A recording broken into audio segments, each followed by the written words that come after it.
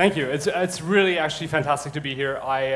One of the last companies I built, a company called Qwerly, actually used a software developer here in Krakow, Lunar Logic. So I spent a lot of time in Krakow a couple of years ago, and it's came back early this year. I think my first trip out was like February, March this year, because you've been doing fantastic things, right? Both on the community side, but you're also building a couple of really interesting companies.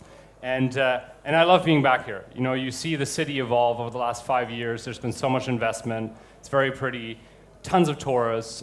Actually means that you guys have decent flight connections, which makes it a lot easier, right, compared to a lot of other cities in Europe. So it's fantastic to be back here. I'm going to try something very different today. I'm not going to give you the usual how to raise venture capital talk. I'm not going to give you the here's how you need to think about your companies or what's happening in the market. I'm going to give you something else. And that has to do with my personal situation at the moment. So I started my first company coming out of university in 2002 in Germany. Together with Stefan Glenser, we built Germany's largest blogging community, got to 1 million users, sold our share in it. And then I kind of became a seed investor. Made the switch from kind of personal investing to actual professional investing. I joined a venture capital firm called Atlas, stayed there for 3 years, then did another company, went back into venture, stayed with Accel Partners for a bit over a year. They're the guys who kind of invested in Facebook and in Supercell and in Spotify. And then was offered to become a partner at a very small Danish firm called Sunstone Capital. And what I'm going to give to you today is kind of what entrepreneurs give me every day, which is the Sunstone Capital pitch in terms of where we think our business needs to go. And it's very raw, and the slides are not beautiful, but it's important for me to get kind of feedback on it, and that's why I'm trying it out with you today. So what many people don't realize is that every partner at a venture capital firm is a co-owner in that business. So I think of myself as an entrepreneur, right? We're 4 guys, 4 partners in this relatively small fund. It's $110 million in size. We do early stage financings in pan-Europe. And we constantly think about how do we improve our business, how do we change our processes, how do we offer something better to our customer. Just very quickly, Sunstone actually is a small feldspar graphite stone that was used by the Vikings pre-medieval times to navigate when they couldn't see the sun or the stars. It's something that reflects light very well, and you can determine essentially it's a stone compass, right, when people didn't know about magnetism. So Sunstone's kind of the way to navigate. So we start off with this, right? Have you ever tried to raise venture capital? Who in this room, who has tried to raise VC before? All right, that's like 10%. Okay, so I hopefully the other 90% are not going to be too bored. Raising VC is incredibly difficult, right? Out of the 2,000 companies we see created in Europe, in the technology space, with a non-services, so a product-based business, about 20% of those go on to raise a seed round, right? And so 80% of our potential customers, of the entrepreneurs, don't just think raising venture capital is hard, they actually think raising venture capital is impossible because they don't manage to do it. And there are a bunch of reasons why they think it's a hard, annoying process. One, they have a lack of network, so they don't know that many VCs, right? They might have met 1 or 2 at a conference somewhere, but they don't know 20 to 30 people that could actually invest kind of millions of dollars into their company. So they have a lack of network. Raising venture distracts you from operating your business in a huge way, right? Because suddenly you're not thinking about your product, you're not thinking about your customers, you're not thinking about kind of getting more traction, you're thinking about financing. And that financing process is 80% of what you do for a period of 3 to 6 months. So it's incredibly hard and takes you away from the business. There's a very weird way that VCs, when they deal with entrepreneurs, because we like you, right? And we want to be empathetic, and we feel with you, and we love your company, and we'd like your company to succeed, but we may not want to invest in it, right? And so often it's very difficult to tell what a VC is actually thinking, and whether what he just told you was a no or not, right? So they stop replying, their replies get more slow, they just don't treat you particularly well, at least not how a customer should expect to be treated, because in the end, you're still the customer, right? It's a bit of a weird power dynamic because you're like applying for a mortgage, right? But you're still the bank's customer. In the same way, the entrepreneur is our customer. And I would say that a large percentage of our customers don't feel treated right. And this is probably across the market for all funds. And the last thing is kind of, you're unfamiliar with this process, right? This is what we do every single day. We look at companies, we think whether we want to invest in them, then we do some diligence, we firm up our decision, and then we start negotiating with you about the terms. And you're doing this as an entrepreneur, probably every 5 to 10 years, you're doing these negotiations. We do these negotiations every week, right? So there's a very inbuilt competitive advantage for us on the negotiation side. And so that makes the process very difficult as well. And so once you've actually raised seed financing, your probability of raising a Series A is about 40%. So it's less than half of companies that raise some seed actually go on to raise a Series A. That's 8% of total startups created. And then Series B gets worse, it's 3%, right? And then 1% of companies are actually successful. So this is kind of the reality of the market, and that's what makes it so difficult to raise venture. At the same time, our market is completely exploding, right? So this whole software is eating the world, which sounds very good in an abstract way, is actually visible in the market. So just this year, we've had multiple billion-dollar IPOs of European companies, right? King.com and Just Eat. We've had sales of over $500 million. Skrill, which runs Moneybookers, DeepMind, which actually never raised venture. We have Viber, which you could construe as an Israeli company, Natural Motion. So these are all companies that sold for 500 million plus, and that's just in Q1 in 2014. So our market is actually big. We're turning out $2 to $3 billion companies a year. We're turning 30 companies into 100 million plus outcomes. We're generating 5 billion in extra liquidity. So this market is very real, and my business is transforming your startup into a massive outcome, right? That's really what I do. So the issue with that is that many people have run this business like a professional services firm, right? They said, okay, VC is asset management, and we're going to run this as if we are a law firm, right? So we have highly paid people that are very specialized going through this. And no one has really thought about, can we improve this process? Can we improve on the basic building blocks of venture capital? So we're this small team of entrepreneurs that, and we haven't done this yet, right? What I'm pitching you is going to be a minimum viable product. This is not how we operate today, but it is how we're thinking about it and how we were trying to improve it.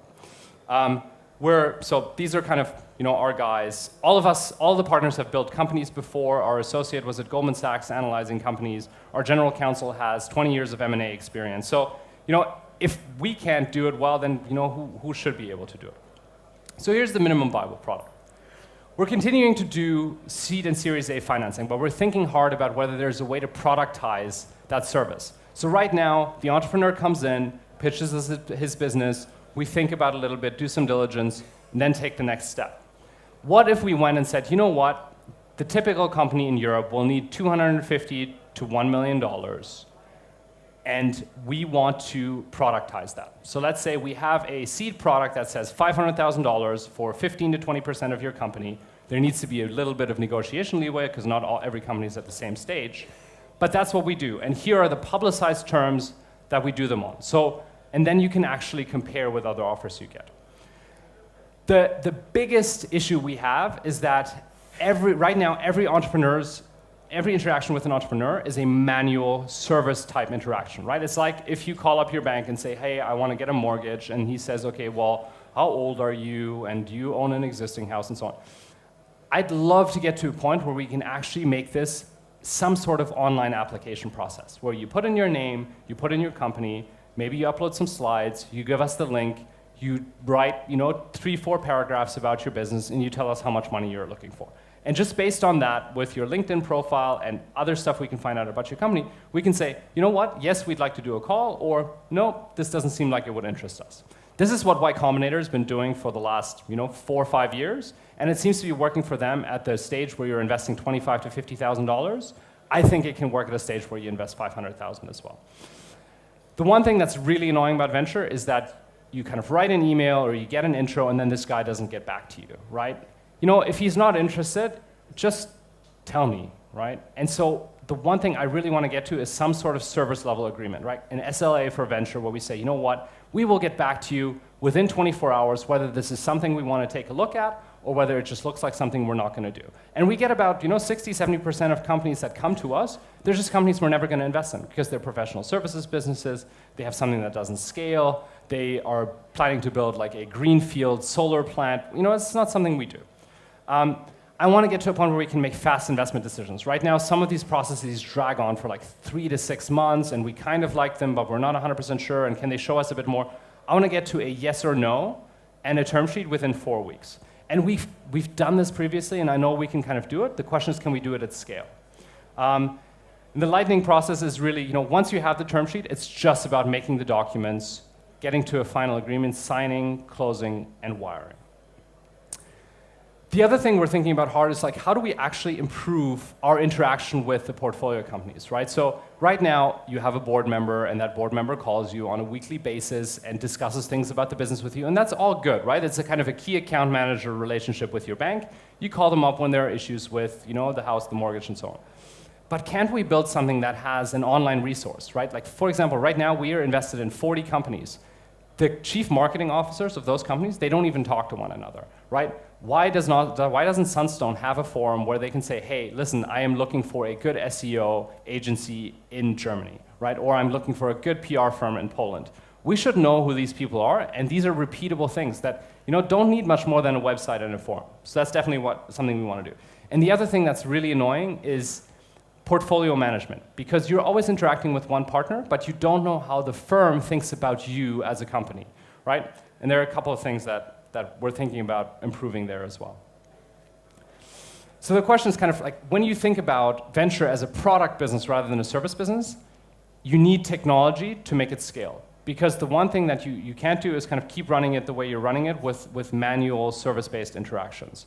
So my being here is a complete and utter waste of time for the 40 companies that we're already invested in, right? My being here is taking away from my existing portfolio companies. On stage here, I'm not currently looking at other companies, right? So I am spending time that I could be spending actually servicing entrepreneurs. And what am I doing? I'm marketing, right? In the hope that maybe one of you is going to be one of the companies that we might want to seed invest in Krakow over the next 12 to 18 months, right? Is this the best way to do marketing, right? I mean, Google doesn't run around cities and say, hey, why don't you use our tool to search the internet, right? So we think there is a way to do marketing for venture capital that takes advantage of existing channels, right? And that is SEM ads, right? When someone Googles venture capital in Europe, no ads show up. Why, right? At the very least, there should be Sunstone Capital, check it out, right? And you click through and you have a nice landing page that explains to you what you do. You have an application form. You can at least register yourself into our database and someone's going to reach out to you, right? So for me, it's completely unclear why no one else is competing in that market. The same thing is, not every company is outbound when they're looking for investors, right? Some companies are just kind of very stealthy, working, and they're actually awesome. You need to find them, right? So we have to invest in data companies like Mattermark, CB Insights, Crunchbase, to actually find those companies and proactively reach out to them, right? When we hear, well, someone is going to do a company and we think he has a very interesting profile, we might want to do the seed round, right? That needs to be outbound marketing. And then the question is kind of with technology, can you get to a point where you actually identify the best companies in Europe, right? Out of the 2,000 companies that are created, can you find some way to compare, right? And Mattermark does that by looking at Alexa ranks, they look at Twitter followers, Facebook likes, all of that sort of stuff. And that is information that we kind of use today, but in a very, very manual process, right? We'll find a company that we kind of like the team, and then we go and look at all these other data points. I think it would be fantastic to actually have an interface where you could see immediately how is that company perceived in the market today. Standardized products we talked about, standardized legal docs. This is a real big issue. I'm currently negotiating a deal in Poland, and wow, your corporate law is as bad as Germany's, right? If not slightly more difficult. So there's a real question whether we shouldn't, these are really not. We lost another screen, but that's all right. Don't worry. Yeah, Keep going. I'm not worried. Thank you. I just have to look over there now. Right. And so this is all about kind of looking at every single process that I have in my business and revamping it to make it scale, right? Which is actually something you should probably be doing with your companies as well. So here's the big issue in my market, right? This is the competitive disadvantage that I have. Historical returns in finance in general and asset management do not predict the future, with one big exception, and that is in venture capital. Because a Sequoia is recognized to be a fantastic firm, and the best entrepreneurs want to take money from Sequoia. So with a Sunstone Capital, where we've done some good stuff and we've done some bad stuff, my real question is how do I leapfrog my competitors, right? How do I get to a point where it's not Danny Reimer at Index, right? It's not someone at Accel. It comes to us as well, right? And that's kind of the real question that I need to answer. Right now, the way we're thinking kind of hacking this network effect of the virtuous circle where the best deals come to the best VCs, we think we need to build a better product, so a product that is cheaper, easier, and faster. That means paying higher valuations. It means making faster decisions. It means not having too much hassle on the legal side. We think we can be kind of surprising, delightful, ubiquitous in marketing, right? So this doesn't necessarily mean sponsoring conferences. It means being the banner on the website for the conference. It means being, promoting yourself in the Twitter stream of, oh my God, Krakow, right? Stuff like that. And then it needs to be highly engaging. So my entrepreneurs need to have an incentive to send me deals, right? And it would be fantastic if I invested in a company in Krakow, I want to tell that guy, if you find me another investment in Krakow, I will hand you 2%, 3% of the money that I'm investing. And you can either get it as cash, a nice $15,000, $20,000, or you can get it as equity in that company because you also believe in it. So something like that needs to happen. My competition, thankfully, is pretty sucky, right? They have good names and they have very good people, but none of them are kind of taking this approach of where they're saying, how do we make venture capital better? They're operating in the same mode that everyone's been operating for the last 40 years, right? Venture is not that old, actually. The notable exceptions are Y Combinator. I think they're doing a phenomenal job as probably the leading accelerator across the world. And then there's Kima 15. I'm not 100% sure what I think of Kima, but Kima 15 is a good proposition. It's essentially saying, regardless of stage, we're going to give you $150,000 for 15% of your company, right? And that is a standardized product, and that's very similar to what I'm talking about. The key hypothesis in all of this is that marketing and product, so saying this, hey, look, Sunstone is doing online marketing, and here's our standardized investment product, can actually outperform my competition. So this is kind of go-to-market. It's all about, can we get to the best entrepreneurs using online marketing? The key selection criterion, and this is something that my investors ask me all the time, is like, how do you make the decision of what company to invest on? For us, it's 80 to 90% is people and team. So if we believe these are people that we think can build a large company. The other factors, I call them hygiene factors, right?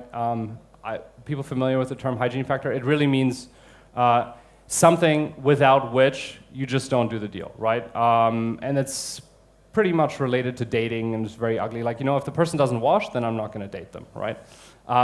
And hygiene factors for me are large market, high margins, a repeatable business, scalable customer acquisition channels, and not least, it's not on here, but a working capital cycle that works, right? A company that doesn't get more capital intense over time as it grows. Right. This is what we're trying to raise in our next fund. So it's, I'm completely in your position, except you're asking me for $500,000. I'm going around asking people for $150 million. And we spend about 20% of that on our operations. So we have an annual budget of like $3 million. And 80% of it goes into our portfolio companies. And then if some of them become successful, we actually pay back the 20% first. So we take those 20% and we increase what we've invested into our companies not to 80% of the fund, but to 100%. Right, and that's pretty much kind of new and improved Sunstone, which I don't know if you like it, and if you can come up to me afterwards and say, you know what, just keep doing what you're doing, that was pretty terrible. We have, we're invested in kind of relatively significant businesses. We've done some stuff in Central Europe with Prezi that now looks like it's a company from the US, but Evernote looks like a company that's never been to Russia, and that's patently untrue, right? We're invested in stuff in Berlin and in Denmark, and we actually have a lot of very interesting companies. So, yeah, my whole thing is kind of like what I want to do over the next 10 years is do innovation to the process of venture capital itself. Right? Because it is a dusty and slow and manual business that has not been disrupted in the last 40 years. So that was that. All right. See, I have a couple more minutes, so I'm just going to plow things at you. Bonus slide. Right? This is something that I actually talked about at a conference in Finland very briefly. We see these are not mistakes. These are a way to improve you being an entrepreneur. Right?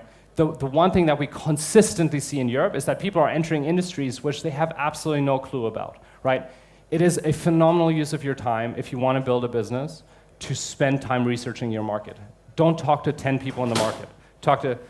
I'm waiting for that one. Don't talk to 50 people, talk to 100 people, right? As many as possible. One of the cheapest ways of increasing the value of your company is becoming a thought leader in that segment. And that is easy to do. Get a blog, have a few interesting hypotheses, do interesting interviews with people that matter in the industry. That's something that really increases the value even if your product doesn't do that well, people will want to buy you because you have that thinking on your team. So it's a way to hedge your downside risk. Sweat the small stuff is really attention to detail. We see a lot of kind of visionary leaders, good tech background, they have low attention to detail. And you know what? It's the details that make or break the great companies. Nothing's more important than team. It's easy to say, but wow, do we see a lot of teams where like the co-founders have been roommates since university. They didn't pick each other because they were the best possible people. They picked each other because it was convenient and they liked each other. I'm not saying found a business with someone you don't trust, but take care in choosing the first 5 to 10 people. They will determine the culture of your company, right? If you can make a better hire, if you can reach and stretch, please do that. Be more commercial. A lot of people we kind of see, they think this product's going to sell themselves, right? This is really about marketing and sales, and especially in Central Europe, we've seen phenomenal operations, great supply chain management, lack of marketing and sales.